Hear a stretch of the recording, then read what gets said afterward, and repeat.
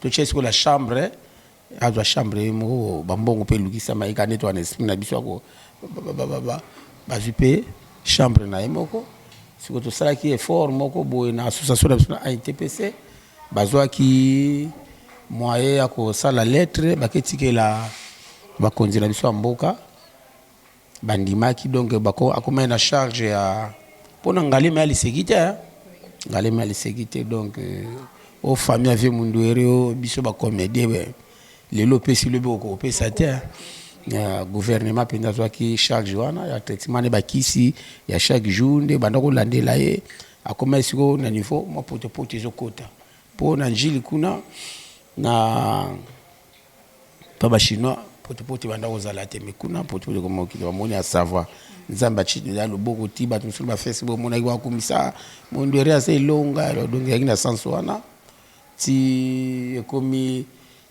est-ce qu'il faut luka ba récupérer sur moi ni na moi connaissance à moké pour ba déplacer à kende libanda mboka via atiki ne biso voilà mais ti le lopé malade o ememi na liwa e ba ni karaté AVC ça les AVC ndeto ka ke ner moko katana ke ma banda ko bela te to sala ne film moko to sala ki ne film moko ndenge bato bazaka so muta comme na pouvoir mutu musala teta msubilamba mama mokonzi azotambola ngo azokumisa mama mokonzi mutu mususu mona kombo na ye makaya akompesi makaya kabange obiete makaya Tshisekedi boso to saki ba film moko ni apona ko éduquer bato mokonzi soka ko sala pona yo akosala ndenge mayelo yozana ngo bela musala na yo oyozana ngo Kabossé Boulembi en live chez Hugues La Coiffe Icoté le vendredi 21 juin 2019 de 17h à 2h du matin au 174 avenue Aristide Briand 93 320 les pavillons sous bois. Kabossé Boulembi dans le répertoire des big stars et des maisons mères. La fête de la musique chez Hugues La Coiffe Icoté.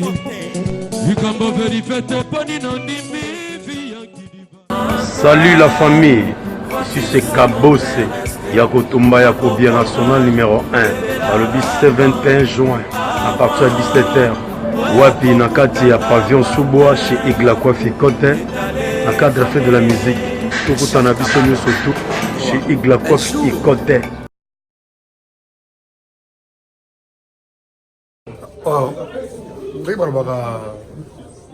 J'avais entendu et j'ai vu. Félicitations à Congo Congo TV. Hugues La Coiffe Icoté. Papa na Kerouan, éternel Kenaya. Kanda Taba Icoté. Sensi. Nganda Taba. Fenenene. Nganda Taba. Chez Hugues La Coiffe Icoté. Papa na Kerouan, éternel Kenaya. Au 174 avenue Aristide Briand 93 320 les pavillons sous bois. À la petite porte à gauche association Hugues Icoté.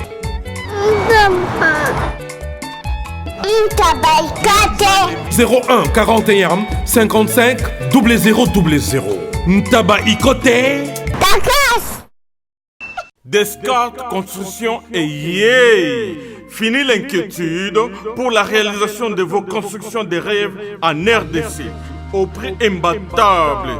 Grâce à votre entreprise installée en RDC uniquement pour vous, spécialisée en construction, réfection, bâtiments, immeubles, vente de terrains, travaux publics avec les ingénieurs architectes qualifiés au prix incroyable. L'escarte Construction est aussi spécialisée en luminosité des bâtiments et éclairage public. Installation des systèmes d'alerte, intrusion pour des maisons et véhicules et tout d'autres services. Nous acceptons aussi les paiements par tranche au prix incroyable. Pas d'hésitation avec Descartes Construction. Vous serez jamais déçus. Pour tout contact, notre email est descartesconstruction@gmail.com.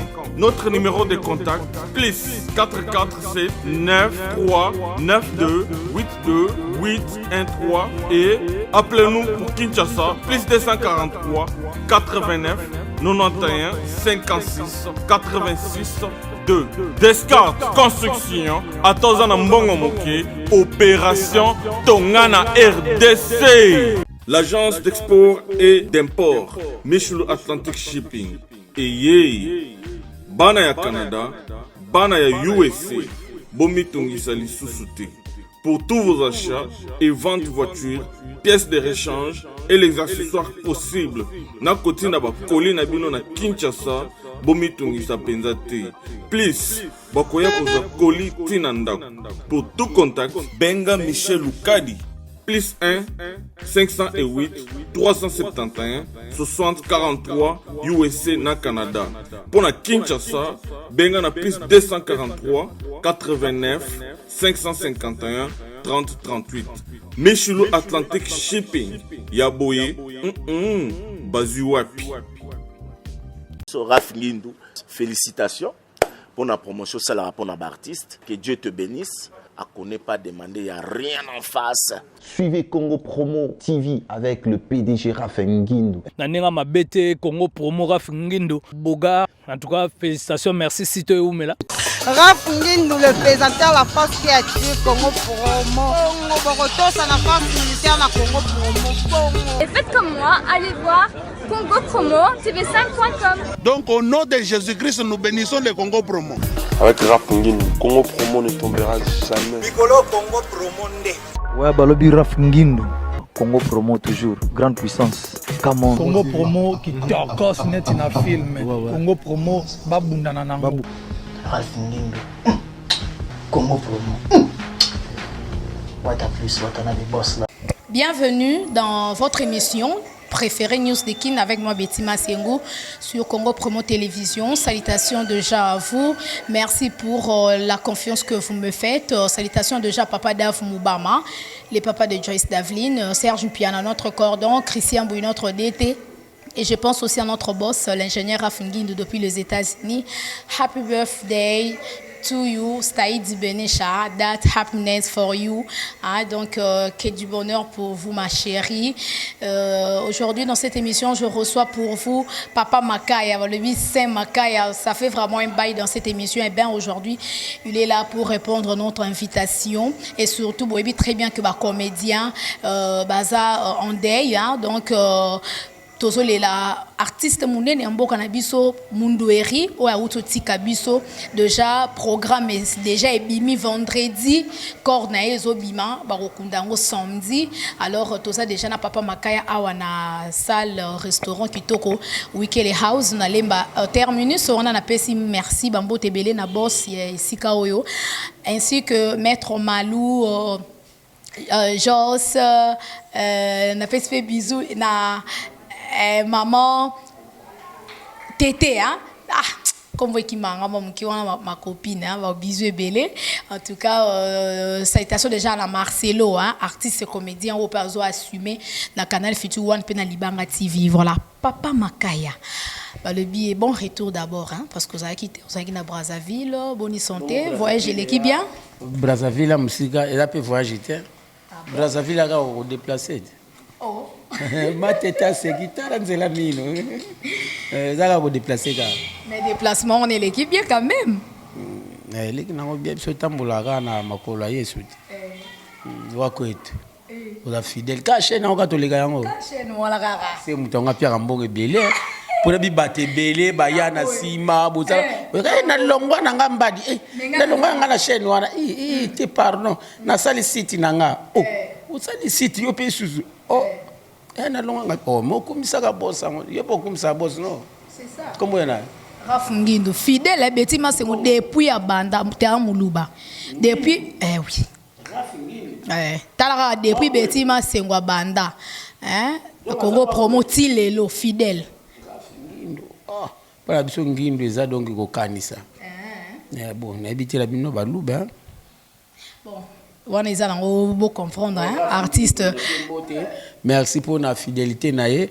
mokola ko longwa biso to ko seka yo to ko chola yo effectivement c'est ce qu'on dit à la passion hein atana zo na ngambonga malunga penza te car moi muke na nga wana na zoaka na se contata na on début bi content toi de ce que tu as Betty Masengu donc enviara na été ne ba tumso da rafa que sito ba malgré ba site belé ba sollicitanga mais fidèle toujours dans Congo Promo papa daf bana ba site na ye mais to e darara ba journaliste akuna ba avancer voilà Congo Promo ya kale ya kala vraiment félicitations maman pour ba tumso ba sali ba site na bango ngabe ba lingo sala ka site no longo no kuna.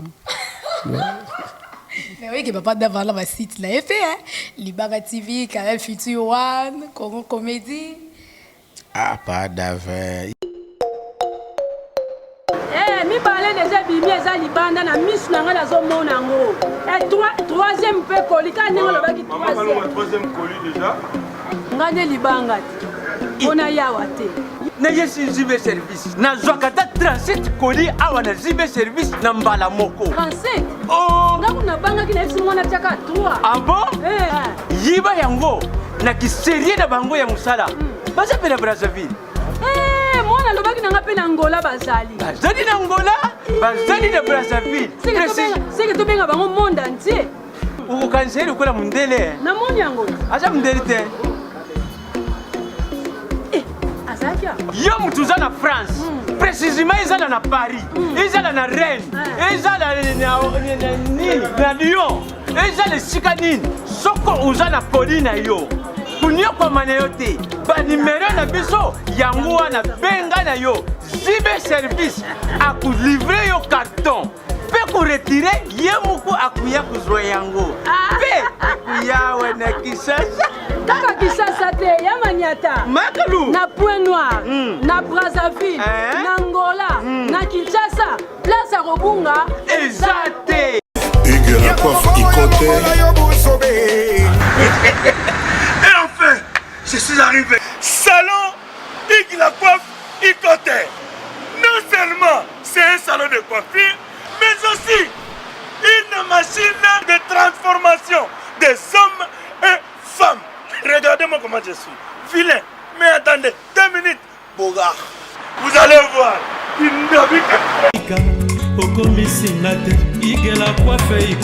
Hugues la coiffe Ikoté.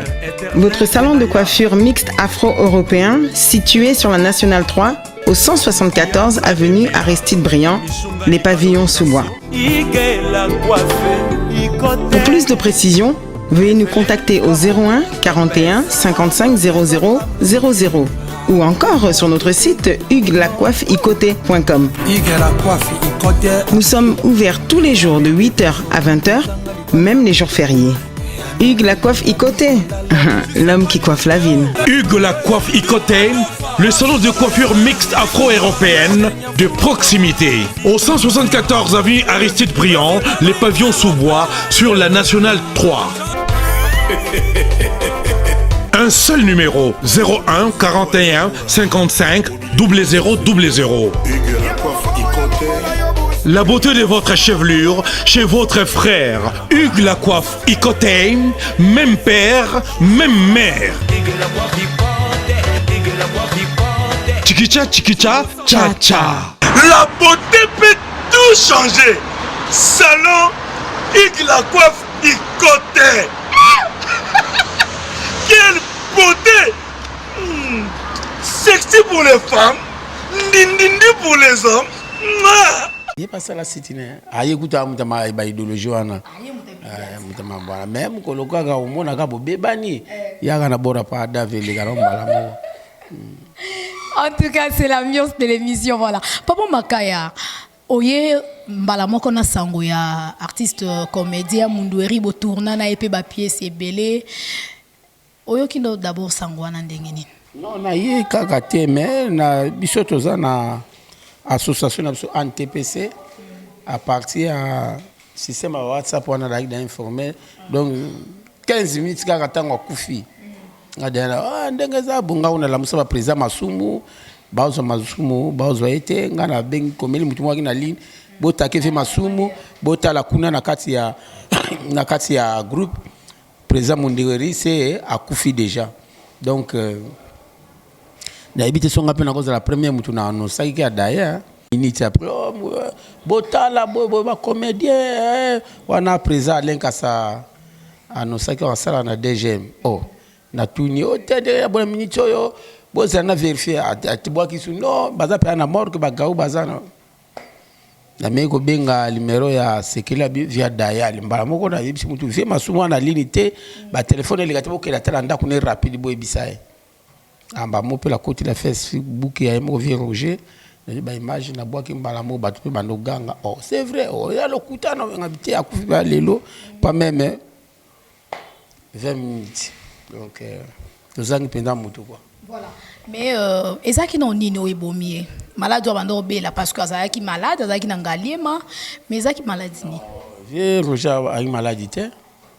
Une maladie azalai kaka balali na mwasi na butu mubala zo ronfle na posto mo mabe mwasi pa vi torche acha bo mon ba fulu oh nini ba beleli bana ba quartier 7 pa ba chinois quartier 7 ta ba bengi susu biso bande kona ye ya musala ba collègue na ba petit na ba yana na ba vieux mais comment to ko mona été oh mais problème ni masumu lokola ki grand ba bino kota côté position pinza ki mabe asala na 6 mois ba jour so ba 3 jours 4 jours vi masumu pe azwa ki almino photo longola to kene na ngalema tia kene na ngalema na ndenge ba masolo ya la ka no cotisation ba comédien ya tika to banda ko ganga kana TV muta bela to aider biso mona to bandaki et ba musu ba bi que azaki négligé to bandi na muta suku donc $10 ya ikuto passe ba 20 tili kolo to cotiser to keche na ngalema kuna nde banda ko so traitement na ye bien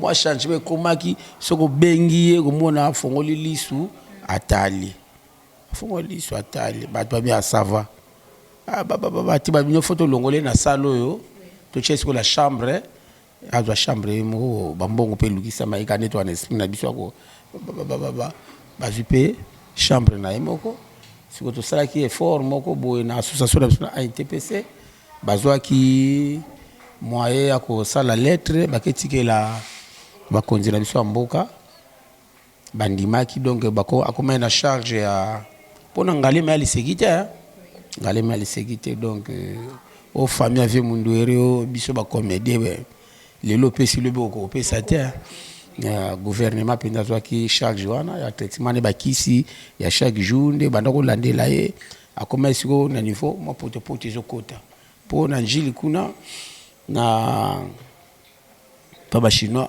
pote banda kozala te mikuna pote comme ki bamoni a savoir nzamba chini ya loboko tiba tumsulu ba Facebook mona kwa kumisa mundu area se longa donc yakina senso wana ti komi comment est-ce qu'il faut ba luka ba récupérer sous moi ni na moi connaissance à moké pour ba déplacer akende libanda mboka via atiki ne biso. Voilà. Mais tu le lopé malade o ememi na liwa e ba ni karte. AVC ça les AVC nde to kaki ke ner moko katana ki. Ma banda ko bela te to sala ne film moko to sala ki ne film moko ndenge ba doza ka so muta comme na pouvoir mutu musala teta musubilamba mama mokonzi azotambola ngo azokumisa mama mokonzi mutu mususu mona kombo na ye makaya akompesi makaya kabange obiete makaya Tshisekedi bosoto saki ba film moko ndi apolo ko éduquer batu mokonzi soka ko sala pona yo akosala ndenge mayelo yo zana ngo bela musala na yo oyo zana ngo bakoche opo po ke libusete ka kolata kombo ya mokonzi filmé wana pour dire que Mundweri akufi malade zaki AVC. Mais tout le monde a lelo artiste comédien so kaza envie de bozala ki na en bonne relation mais tant que kufara c'est comme si moi si na ina bana bazaka un peu négligé na habité na association na bino wana est-ce que vous pensez rappeler que ce qui artiste azate moi si na ina bana pe bazala un peu na moi reconnaissance moko boye obino boko pesa bango pour presque basi mingi ba veuve mingi ba comédien lelo ba lelaka mobali lera kufi ba mona rasu binote c'est comme si dans les arabes séparation totale ça ode mama tuzabo muta na charge na ye mutu azala ba mamune azala batana ye ko Luxembourg koni toko kutana mama boni amwana boni mais ba moment moko koma za mabele mais à part na NTPC toza na fondation fondation babenga yango tokanisa fondation tokanisa asala ba mama munaye belé tozala pela bato batindila biso ba aide ba moyi na nzanga ba docteur fondation ya docteur Songabau donc baza na kati ya tokanisa wana ezalaka ba moment mobusu tokanisa bawa ya ba journée moment tolekita biso na salle moko ba prière ba passer Jean-Paul Mayata bayebi ba prière tokoza ba biloko biso tu ozana eloko okecha saki ya loso moi li puta pe so somba ka pièce oche moi ba soulier tocha ba ketch osobi ba biloko ocha donc moi mbongo pe otia ba sangisaka moi na nzanga pa kotina ta mususu obie 45 ya loso obie docteur Songabao akozanga osalani ale JP Masamba kozwa bo bachela ba yebi ndeli bakabolela ka banda ba comédien ba yebi ba so ba yebi soke vraiment lo basala na biso nde to na ba fonte fabalo bande gouvernement sala ke lo côté pour na bango tu comprends pas ces ali moi ça kasafu bazwaka ni président boso kasafu est-ce que ba ke nous landela na bana na bani de toi la mboka moka ka mukile na oketi donc c'est ça. Voilà. En tout cas, John Lubila l'exceptionnel depuis les États-Unis, many exit.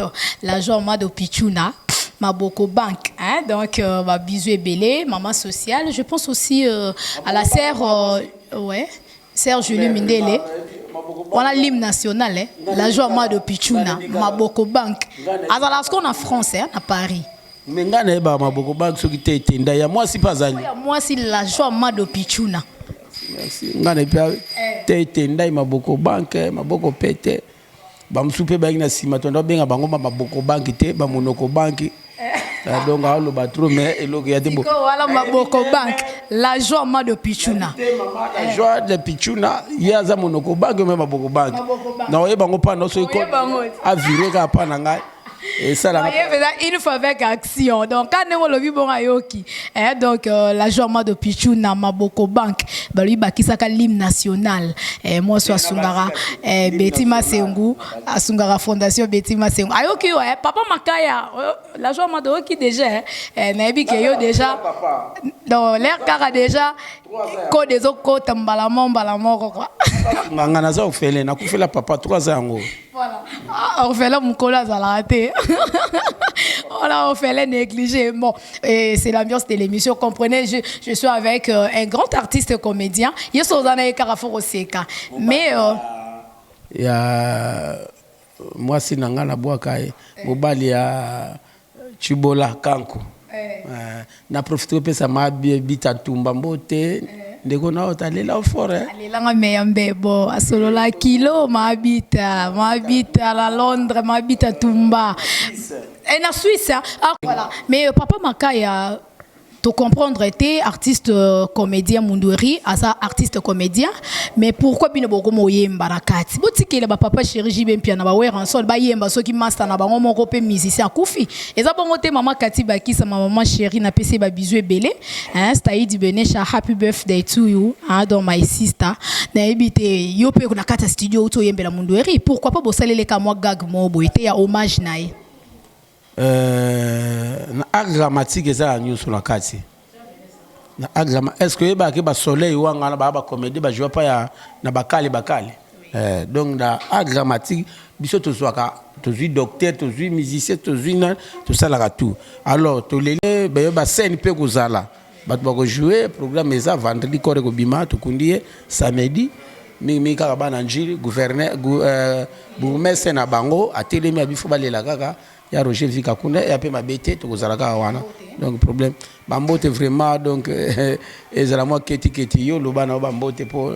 Merci pour la confiance que vous me faites. Salutations déjà Papa Dave Moubama, les papas de Joyce Davline, Serge Mpiana notre cordon, Christian Bouy notre DT. Et je pense aussi à notre boss, l'ingénieur Rafinguindu depuis les États-Unis. Happy birthday to you, Staïd Benesha. That happiness for you. Ah, donc, que du bonheur pour vous, ma chérie.